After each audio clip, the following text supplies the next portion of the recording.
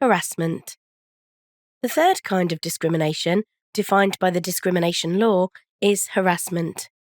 Harassment is unwanted conduct, which is related to race, sex, age, or disability. This conduct has either the purpose or the effect of violating a person's dignity or creating an intimidating, hostile, degrading, humiliating, or offensive environment for that person.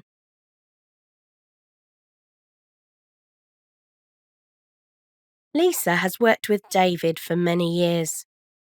Lisa is unmarried and is heterosexual. David has started teasing her, suggesting the reason she was still single was that she was a lesbian, and Lisa has now been forwarded some emails from a work colleague that he has been distributing. One email contains a picture of two women in bed, and he has labelled one of the women Lisa. This is humiliating and offensive, and therefore harassment.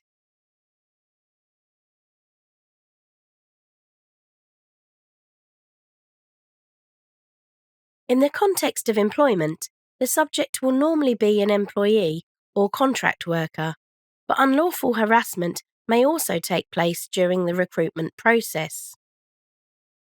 Harassment can arise because of either the purpose or effect of what somebody says or does.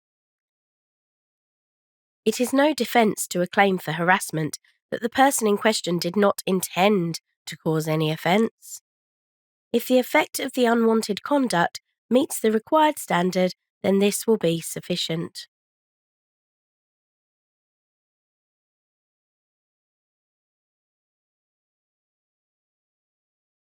David is an accountant working for a financial services company, and he's in his late 50s.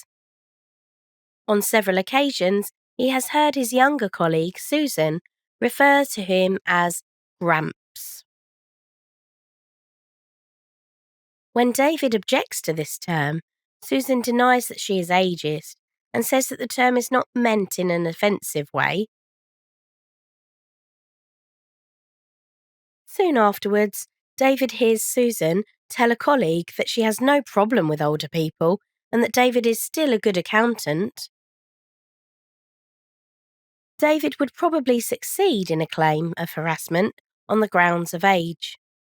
He has made it clear that Susan's use of the term Gramps is unwanted and offensive to him. He would be likely to succeed in claiming that her repeated use of the term and the use of the word still when referring to his skills violates his dignity or creates an offensive environment for him.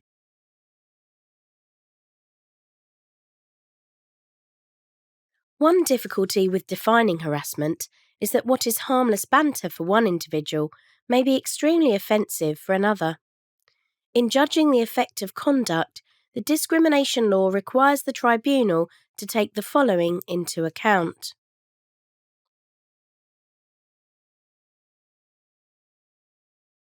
The perception of the person alleging harassment, the circumstances of the case, and whether a reasonable person could regard the conduct as having that effect.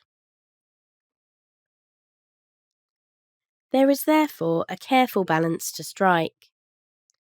The fact that somebody perceives such comments as falling under one of the protected characteristics is relevant but not definitive.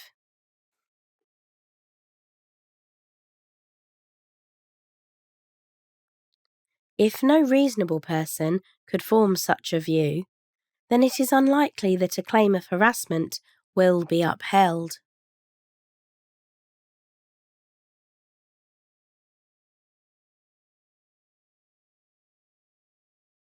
Maria is Irish, and after she is made redundant, argues that during her employment at an accountancy firm, she was regularly subjected to Irish jokes.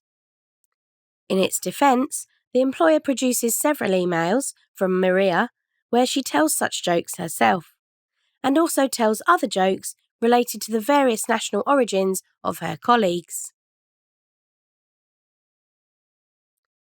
Depending on the circumstances, the tribunal may find that there is nothing to indicate that the telling of Irish jokes amounted to unwanted conduct, or that Maria was genuinely offended by them. If that is so, then there will have been no unlawful harassment.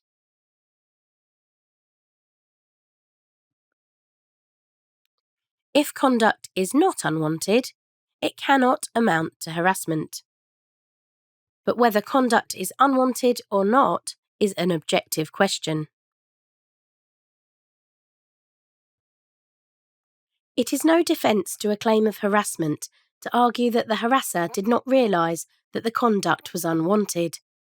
When engaging in conduct which is related to race, sex, age, or disability, and which could potentially cause offence, the person in question must bear the risk that the conduct will be unwanted and may amount to harassment.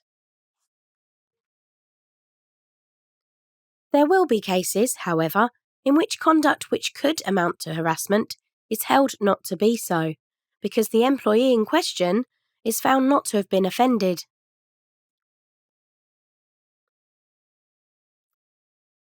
Each case will depend on the specific circumstances of the case.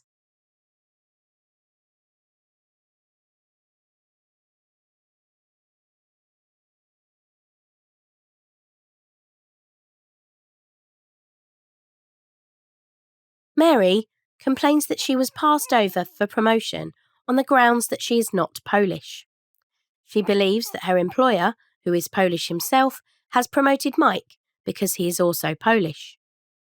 In fact, Mary is wholly mistaken in this belief, and Mike is not Polish at all. Nevertheless, Mary's employer must be careful not to take any adverse action against Mary, such as withholding a pay rise or selecting her for redundancy. Even though Mary was mistaken in her belief, it was a genuinely held belief and she was entitled to make a complaint.